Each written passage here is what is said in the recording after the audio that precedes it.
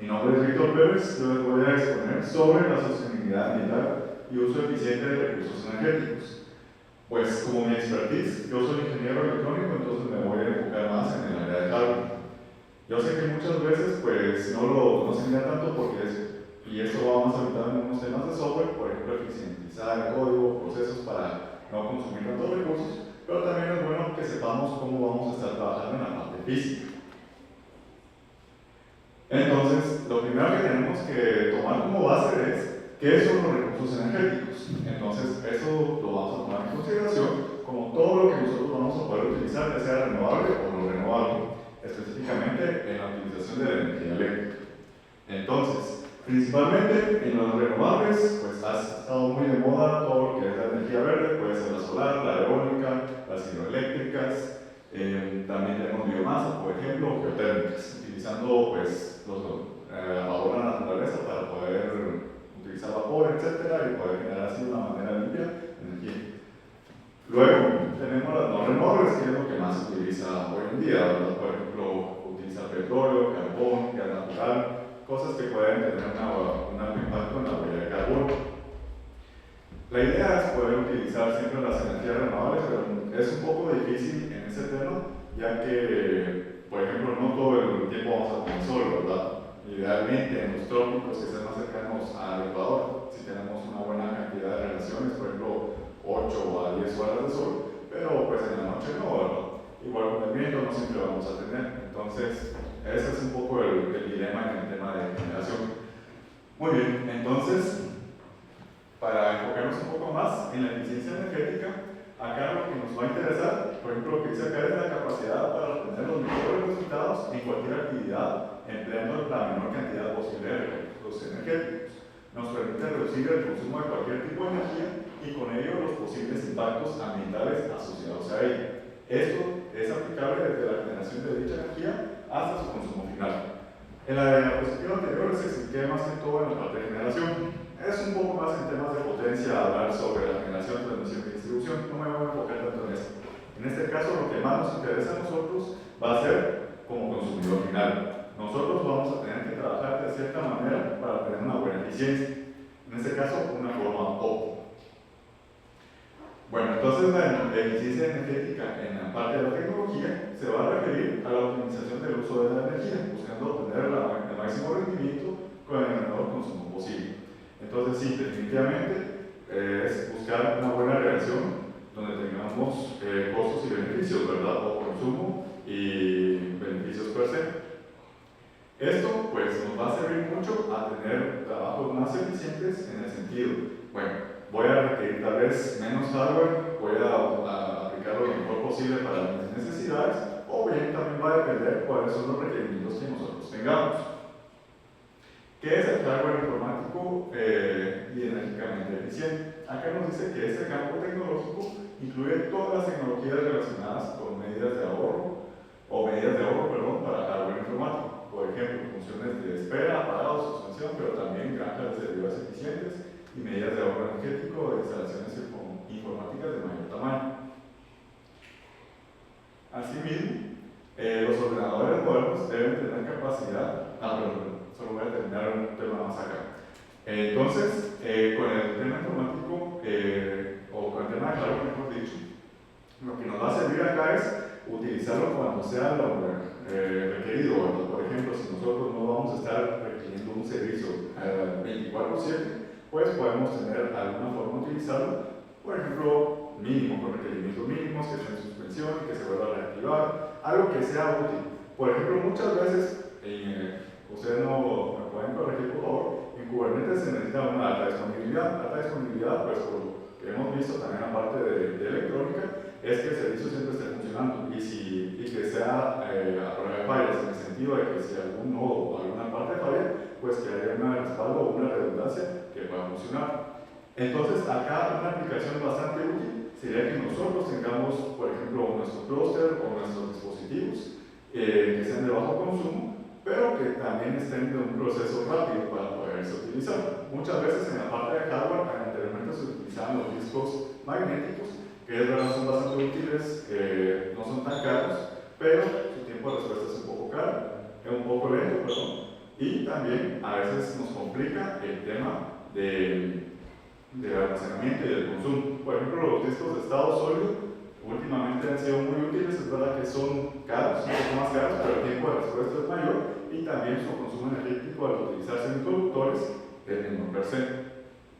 Ahora hablando del tema de los semiconductores, esa tecnología que se implementó a partir de los años 50 ha sido de mucha utilidad para poder utilizar dispositivos cada vez más pequeños. Por ejemplo, el transistor fue un invento muy útil en el siglo pasado para dejar de utilizar la electrónica alta, por ejemplo, los tubos, que ustedes miraban las teles que tenían una gran caja en la parte de atrás, muchas veces eran por tubos de diodos, y otros dispositivos que eran bastante caros de fabricar, que consumían bastante y no eran eficientes. Con los semiconductores nos ha permitido utilizar ahora microprocesadores, microchips, etc., o sea, ser cada vez más pequeños y con más capacidad en nuestro hardware. La forma en cómo hemos ido trabajando este hardware es, antes, por ejemplo, se utilizaba todo un cuarto de ese tamaño y tenía una capacidad de 100 kilobits, por ejemplo, ¿verdad? Ahora podemos tenerlo en la palma de nuestra mano y es 1.000.000 de veces más, con mayor capacidad, ¿verdad? Ya tenemos gigas, por ejemplo, que es 10 elevado a 9, teras, 10 elevado a 12, etc. Muy bien. Entonces, acá es donde nos viene la importancia de los microprocesadores. Utilizar dispositivos que son bastante útiles y con un costo o requerimiento de recursos bastante bajo, ¿verdad? Acá nos dice que los ordenadores modernos deben tener capacidades de rendimiento extremadamente altas y consumir grandes cantidades de energía para lograrlo. Si bien es posible para aplicaciones estacionarias, resulta cada vez más difícil para aplicaciones móviles. Por lo tanto, este campo tecnológico abarca patentes que tratan únicamente para los elementos centrales de las PCs modernas, chips y tecnología para reducir los requisitos de energía. Bueno, entonces esto, como bien lo habíamos dicho, es tener una forma más optimizada, una forma más versátil de utilizar nuestros dispositivos. Acá también nos dice que se puede obtener ordenadores eficientes mediante la refrigeración moderna o la gestión de gran clase de servidores, pero en el caso de las aplicaciones móviles en particular, los límites tecnológicos a menudo se limitan a los chips. La alta prevalencia de esos dispositivos finales aumenta aún más el potencial de ahorro de energía. Entonces, acá me quiero centrar en tres partes. La primera, la refrigeración. Normalmente, cuando nosotros estamos utilizando un hardware que está a 100% de capacidad, sabemos que se tiende a calentar. ¿Por qué se está calentando? Acá es donde pasa un problema que es la pérdida de energía por efecto Joule. El efecto Joule es cuando se está calentando un dispositivo. Entonces la energía no se está haciendo eficiente, se está dispersando por medio de calor. Para evitar eso, nosotros necesitamos que esta energía no esté afectando nuestros dispositivos. ¿Por qué? Porque esa energía de pérdida va a hacer de que se caliente todo se ponga más lento o bien se llegue a eliminar. Para eso la refrigeración nos va a servir para absorber esta energía por efecto Joule y así que nuestros dispositivos estén en condiciones óptimas de temperatura para que no llegue a afectar su funcionamiento. Sabemos también de que si se llega a calentar, pues va a requerir más energía. El segundo tema, granjas de servidores. Muchas veces, pues ya sabemos los temas de procesorización, de que ponemos bastantes, por ejemplo, uno maestro y uno en formato state, pero acá lo que también nos quiere decir esto es para realizar los procesos. Muchas veces nosotros trabajamos de manera secuencial, pero si nosotros llegamos a paralelizar procesos donde tal vez tenemos una matriz de 10 por 10, por ejemplo, podemos repartir las cargas o balancear las cargas para que de esta manera nos pueda servir el hardware y que no se llegue a sentir demasiado cargado en sus procesos. Recuérdense que lo que nosotros queremos acá es que nuestro procesador esté lo mejor posible, también nuestra memoria RAM pues esté de maneras eficientes y así ayudar a que la vida útil de nuestros dispositivos sea lo mejor, ¿verdad? Bueno, entonces, ¿cómo podemos optimizar el consumo de energía y reducir los costos de energía utilizando perfiles de hardware? Prácticamente acá nos dice que es el proceso que es la creación de perfiles de hardware. Este es el proceso de recopilación y análisis de datos sobre el consumo de energía de componentes de hardware las herramientas de creación de perfiles de hardware pueden medir el consumo de energía de cada dispositivo, así como la potencia general del sistema. Pues muchos de los que ya han utilizado computadoras gamers tienen una noción de esto, ¿verdad? Sabemos cuánto puede llegar a consumir nuestra tarjeta gráfica, cuánto va a consumir nuestro procesador, por ejemplo, algunos sistemas de refrigeración que pueden ser los que más consumen potencia o energía. En este caso, pues, con eso es que nosotros sumamos todo eso y compramos nuestra fuente de poder, ¿verdad? En este caso, lo que nos va a servir también es ver una medición real de cómo está consumiendo nuestra energía, nuestros dispositivos. Para eso, eso nos va a servir de ver si hay picos para algún proceso, si hay algún problema de operación, si necesitamos algún tema de tal vez calibración, etc. También dice que los métodos de generación de perfiles de hardware pueden ayudarle a identificar factores que afectan el consumo de energía, como la carga de trabajo, la frecuencia, el voltaje, la temperatura y la configuración. Ya hemos hablado de la carga de trabajo y la temperatura. La frecuencia, pues prácticamente va a ser la frecuencia de utilización. Si estamos trabajando 24/7 de 365 días, pues definitivamente vamos a tener problemas por su uso constante, ¿verdad? Para eso es lo que nosotros necesitamos utilizar análisis preventivo. En este caso, pues utilizando todo esto, ver cuántas funciones estamos obteniendo en cierto periodo de tiempo, cuáles han sido sus posibles problemas, y con esto podemos hacer mantenimientos también preventivos para evitar que se arruinen. Recordemos, siempre es mejor prevenir que lamentar, ¿verdad? Es mejor los mantenimientos preventivos que correctivos.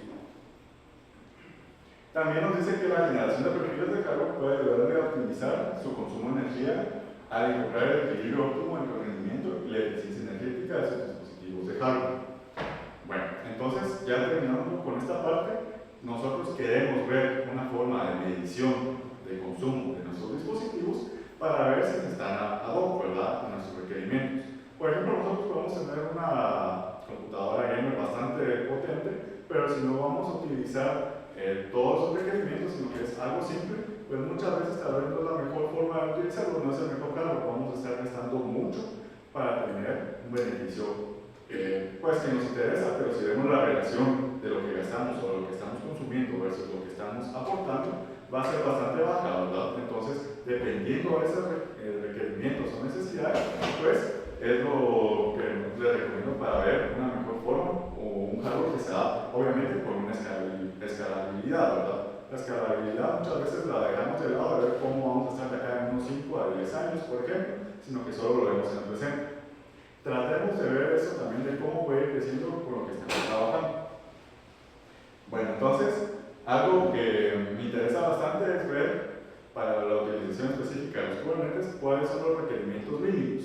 Acá nos dice que debemos tener para trabajar con Kubernetes. Es verdad que ese es un servicio que pues, ha estado trabajando en Google y que la idea es que sea cloud native, o sea, que sea a través de la nube, que no utilicemos nosotros nuestro hardware, sino que lo utilicemos a través de hardware de la nube, pero también nosotros podemos utilizar nuestro propio hardware. Recordemos que es muy útil la nube, utilicémoslo lo más posible, pero muchas veces también es bueno tener servicios locales.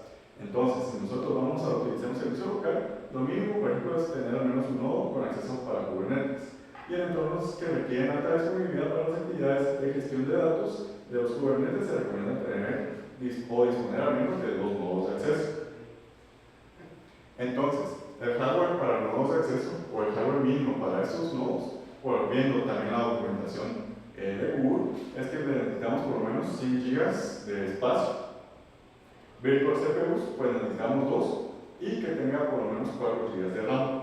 La arquitectura pues puede ser x86 de 64 bits o ARM de 64 bits. Entonces, ¿por qué estoy hablando de todo esto? Una opción que podemos utilizar, que yo he utilizado mucho como electrónico, es una microcomputadora, que en este caso sería la Raspberry Pi. Yo sé, vuelvo a repetir, va a depender de los requerimientos que ustedes tengan o las necesidades que ustedes tengan, pero si va a ser un servicio de bastante o de poco consumo, esa es una muy buena opción. La Raspberry Pi es una computadora de bajo costo y con un tamaño compacto, que es el tamaño de una tarjeta de crédito y puede ser conectado a un monitor o computadora. Esa pues tiene los estándares básicos, ¿verdad? Y es un pequeño computador que corre un sistema operativo operativo Linux capaz de permitirle a las personas de todas las edades poderla explorar o aprender computación o programación. Entonces, la Raspberry Pi fue utilizada, y no voy a promoverla tanto porque este no es un congreso de Raspberry Pi, pero solo quiero comentar que esto fue creado para temas educativos.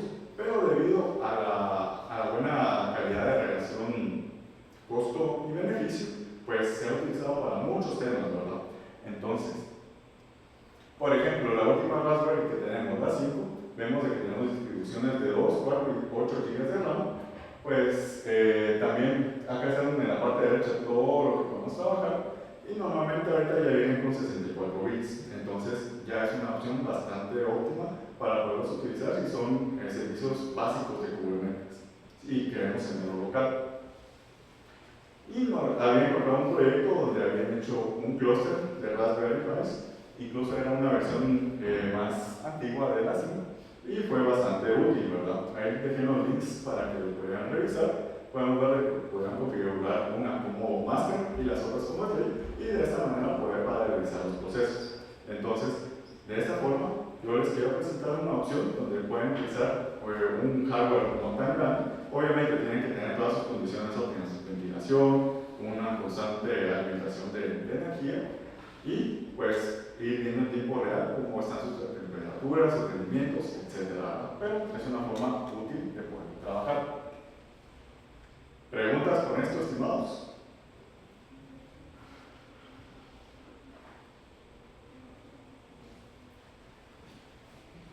Ok, entonces ese es un tema que lo di muy superficialmente, tiene un campo de estudio mucho más grande, pero muchas veces, dejamos de lado esos temas de hardware, ¿verdad? Entonces es bastante bueno que nosotros como electrónicos y ustedes como sistemas podamos trabajar en conjunto, porque la idea es de que ustedes estén eficientizando el tema de software y nosotros los podamos apoyar en eficientizar el tema de hardware, ya que somos muy complementarios en ese tema. Entonces acá están los links de apoyo donde preparé la presentación, y eso sería todo por mi parte. Les agradezco mucho que hayan asistido a este evento, su atención y su paciencia. Me pueden encontrar en la parte de arriba en LinkedIn como Víctor Pérez, ahí está, en Twitter o X ahora, y en mi parte de LinkedIn también. Y aprovechando el espacio, también quiero mostrarles las redes de Young Professionals Guatemala. IEEE Young Professionals es un capítulo de IEEE a nivel global que ayuda a todos los jóvenes profesionales en impulsar su carrera. En este caso, pues nosotros estamos apoyando a los organizadores de esta bonita actividad, y esperamos poder tener más alianzas a futuro. Entonces, si tienen alguna duda, consulta o cualquier otra actividad, nos pueden seguir acá en Instagram, también como Young Professionals Guatemala, en LinkedIn también, y en Facebook. Sin más que agregar, les quiero agradecer a todos su atención y voy a dar el espacio para el siguiente expositor. Gracias a todos.